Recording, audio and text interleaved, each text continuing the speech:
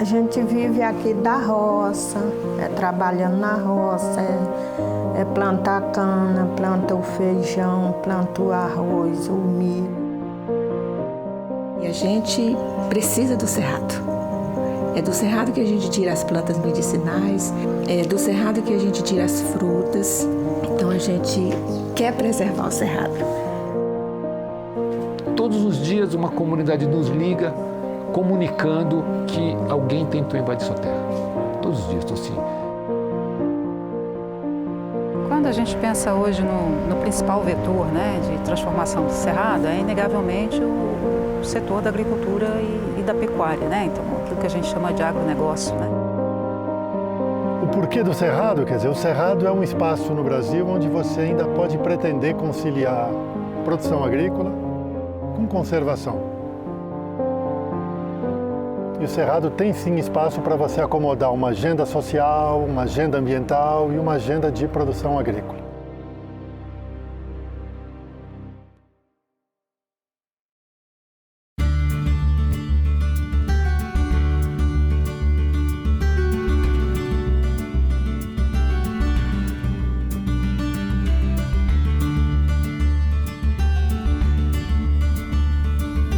O cerrado é um imenso ecossistema tropical localizado na região central do Brasil, tendo seus limites ao norte contíguos com a Amazônia. Ele é o segundo maior bioma da América do Sul e cobre aí 11 estados brasileiros e se estende por uma superfície de mais de 2 milhões de quilômetros quadrados, o que equivale a 22% da superfície brasileira. Ele é uma região de múltiplas paisagens, decoradas por chapadas rochosas, cachoeiras, cascatas e extensas áreas aplainadas.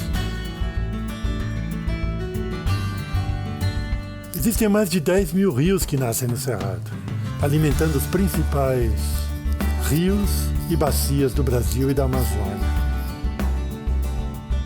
Ou seja, todas essas grandes bacias hidrográficas do Brasil têm, em algum momento, suas nascentes no Cerrado. Daí a ideia de que o Cerrado é uma grande caixa d'água nacional.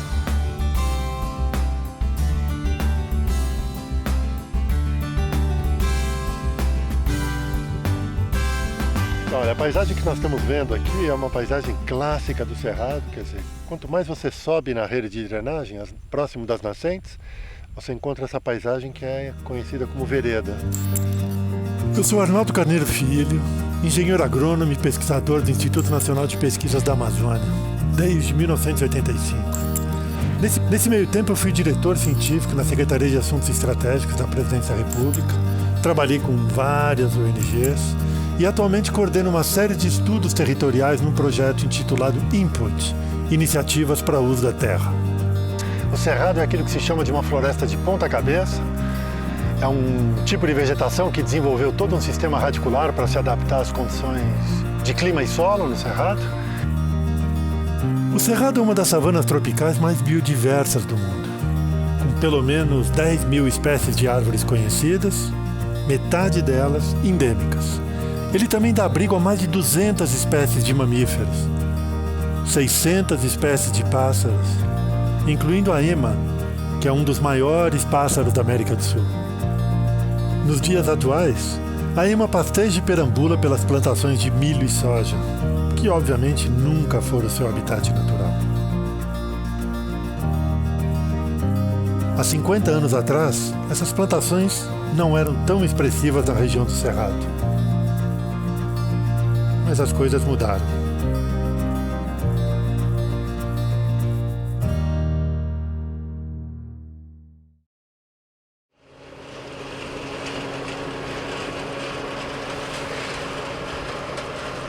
Quando a gente pensa hoje no principal vetor, né, de transformação do cerrado, é inegavelmente o setor da agricultura e da pecuária, né? Então, aquilo que a gente chama de agronegócio, né?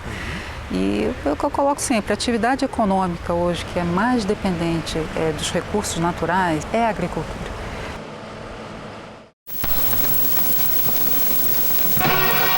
Até a primeira metade do século XX, as fazendas praticamente não existiam no Cerrado. As condições de solos pobres e ácidos praticamente impediam o seu uso. Isso começa a mudar a partir dos anos 70, quando o conhecimento científico, associado aos programas de incentivos do governo, transformaram as terras até então consideradas impraticáveis em áreas produtivas. Fruteiras, hortaliças e flores, dando permanente assistência técnica aos granjeiros. As frutas e verduras... A fundação de Brasília, no coração do Cerrado, desloca o eixo de crescimento agrícola do país e uma nova vaga de ocupação na região acontece.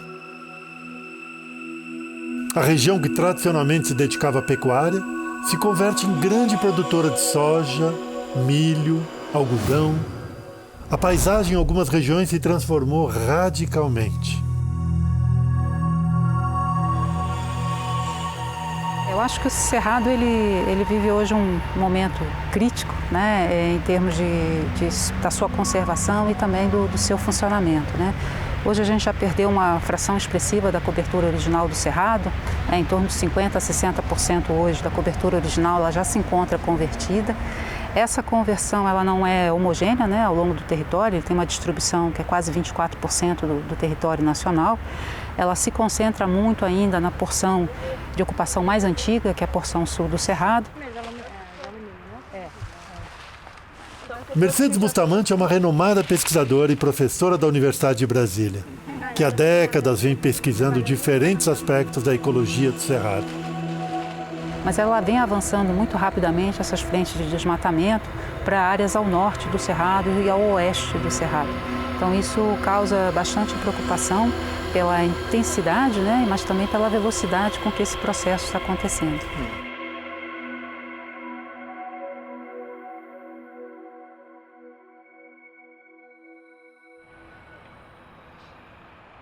Então, bom, a ideia desse percurso é ter uma leitura em diferentes situações do Cerrado. Então, a ideia é conhecer tanto o serradense, o geraizeiro, o pessoal de fundo de quintal. Nós vamos sair de Brasília e nós vamos na direção de Palmas, em Tocantins. Então, no caminho a gente já vai ter uma série de oportunidades de interpretar um pouquinho o paisagem. Em março de 2017, eu percorri mais de 4.000 quilômetros de Cerrado durante 10 dias, incluindo a região do Mato Piba, que é considerada a nova fronteira do desmatamento no Cerrado. Isso tudo faz parte do meu projeto de pesquisa mais recente, que tenta produzir soluções para a expansão da agricultura na região, sem que isso gere novas conversões da vegetação do Cerrado. Vocês verão mais detalhes no decorrer desse vídeo. 10 dias no campo permitiu... O primeiro, que a diversidade de paisagens que nós temos no Cerrado não cabe numa palavra só. É preciso ir a campo, é preciso rodar muito, andar muito, para poder apreender toda a diversidade de paisagens que nós temos no Cerrado.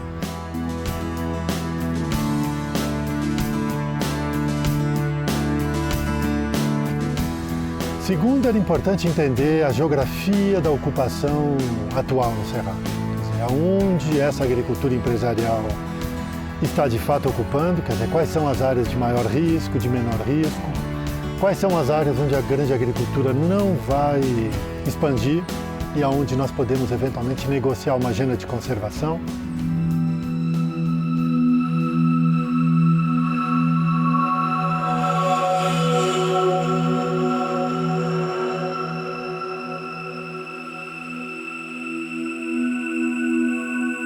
Descendentes de escravos, quilombolas, utilizam essas terras há séculos, desde que conquistaram sua liberdade. Até hoje, muitos ainda enfrentam uma batalha árdua para manter a integridade física de suas terras, como garante a Constituição brasileira.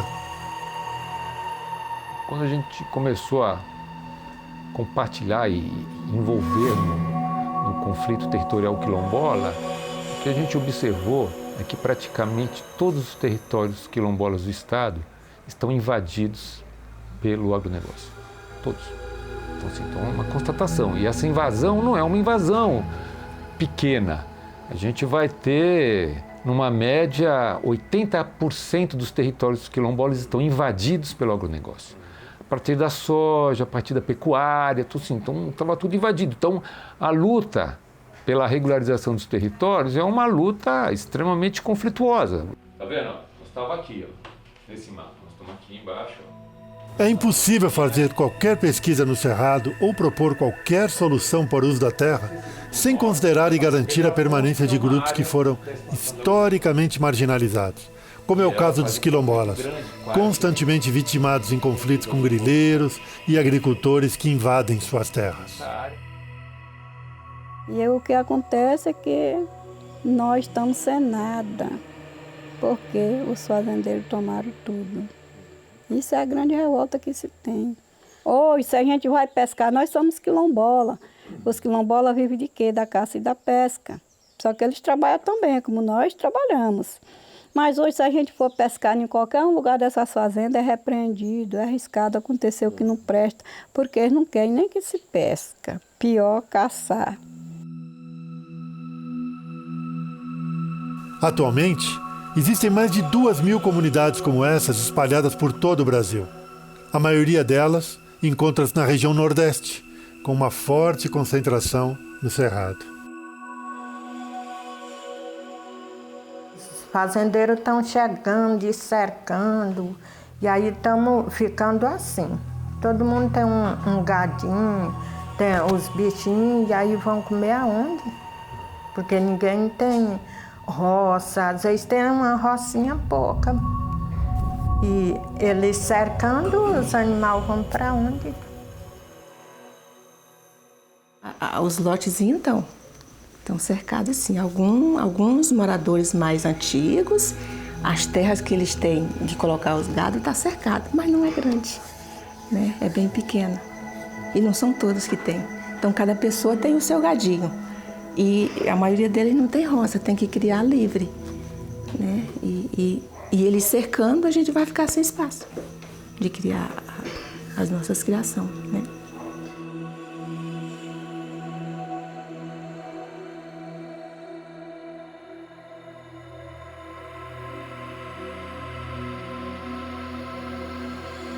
Eu fui coautor e publiquei recentemente um estudo intitulado A Expansão da Soja no Cerrado. Caminhos para ocupação territorial, uso do solo e produção sustentável. Esse relatório analisa as mudanças de uso da terra no Cerrado num período entre 2000 e 2014. Nesse período, algo como 23 milhões de hectares de cerrado foram ocupados pela expansão agropecuária, sendo que 9 milhões com soja, uma área equivalente ao estado do Pernambuco. Então, ao contrário de outras frentes de desmatamento, o que a gente observa no Cerrado já é um processo de conversão para um uso já muito intenso, né? Então, isso também traz uma série de preocupações com relação aos próprios remanescentes de Cerrado, né? Ou seja, aquilo que já foi perdido, mas aquilo que também hoje se encontra preservado, qual é a capacidade que nós vamos ter de manter esses fragmentos funcionais e capazes também de conservar a biodiversidade do Cerrado.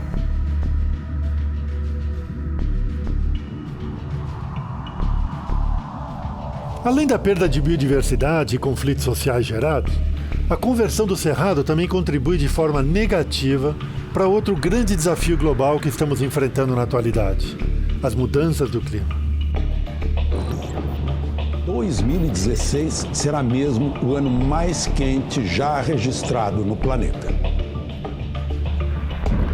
Se nós olharmos para os cenários de mudanças climáticas, o Cerrado é um ecossistema que deve sofrer com as mudanças climáticas. Sofrer em que medida? Quer dizer, sofrer com a oferta de água no Cerrado. Então, se hoje as plantas agrícolas já vivem sob um estresse hídrico no Cerrado, é possível que no futuro próximo, com as mudanças climáticas globais, o Cerrado venha a ser um ambiente ainda mais complicado para você praticar uma grande agricultura empresarial.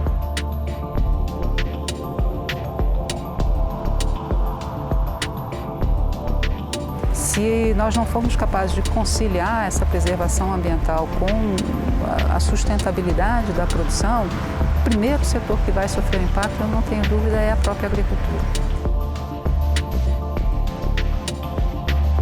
Ou seja, toda essa dinâmica que nós estamos vendo da agricultura empresarial sobre o Mato Pibas hoje, sobre o Cerrado, pode sim ser uma agricultura efêmera.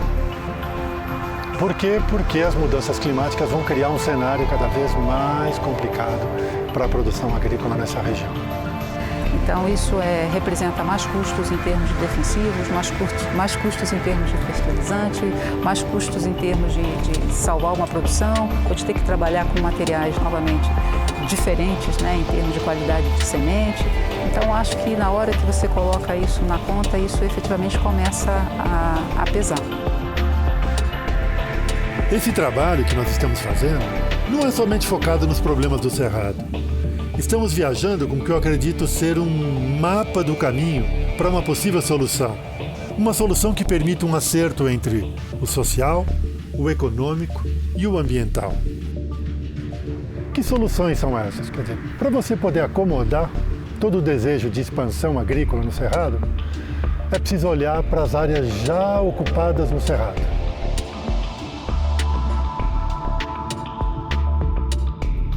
Somente 13% do Cerrado está hoje protegido por unidades de conservação ou terras indígenas. Das áreas que já foram convertidas em pastagens, encontramos pelo menos 18 milhões de hectares com excelente aptidão para a agricultura, o que permitiria reduzir a pressão sobre a vegetação nativa do Cerrado e, ao mesmo tempo, expandir a agricultura pelas próximas 3 décadas.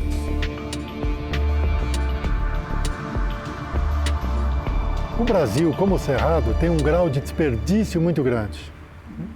Só no Cerrado, para você ter uma ideia, nós temos aí uns 35 milhões de hectares de áreas de pastagem que teriam alguma aptidão para receber agricultura.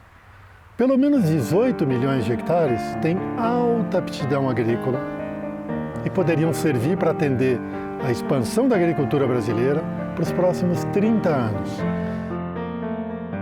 No Tocantins, um dos 4 estados que formam o Mato Piba, foi onde houve o maior aumento de conversão do Cerrado devido à expansão agrícola. Nosso projeto também tenta disseminar dados e soluções através do diálogo com o poder público.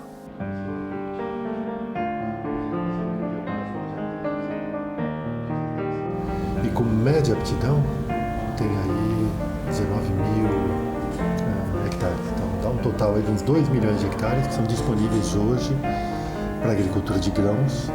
Nova fronteira agrícola é o que? O Tocantins. Que é aí onde tem as terras baratas, é onde tem muitas terras com aptidão agrícola e que legalmente podem ser abertas. Então, se nós, da agenda ambiental, não tivermos um programa que venha a fazer uma frente que possa equiparar a política do avanço da expansão, realmente nós daqui a 10 anos vamos estar falando no que o Mato Grosso está fazendo agora. Então, por outro lado, é um estado que tem a economia ainda é baixa, os problemas sociais eles estão acontecendo, estão aí vibrando e o governo como um todo tem todo um olhar voltado para que isso, que a expansão agrícola aconteça como um viés da economia, né? Of course, no one said it was going to be easy. Acho assim que com o governo que nós temos tá meio difícil da gente conseguir isso agora, né? Do jeito que está a situação da crise, que nunca foi regularizada, né? Nunca melhorou. Então eu acho que isso, para agora, está sem jeito da gente conseguir. Acho que num futuro mais distante, não muito próximo.